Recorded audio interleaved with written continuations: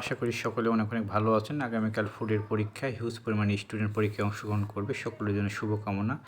আপনারা সকলে পরীক্ষায় ভালো করেন। আর আমার চ্যানেলটি সাবস্ক্রাইব করে দিবেন। ফেসবুক পেজে যারা দেখছেন আমার পেজটি ফলো করে দিবেন। দেখেন গুরুত্বপূর্ণ কিছু বাগধারা সহ কিছু বাক্য যেগুলো অনেক পরীক্ষায় এসেছে। হাতের 5 শব্দের অর্থ শেষ সম্বল।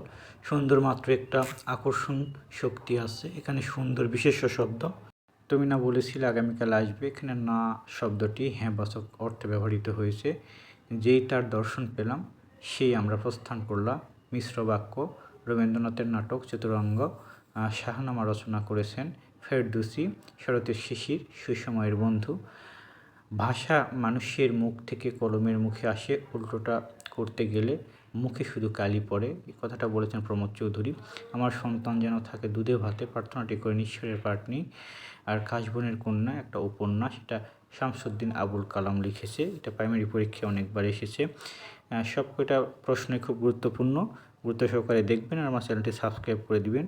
ভালো থাকবেন, ধন্যবাদ।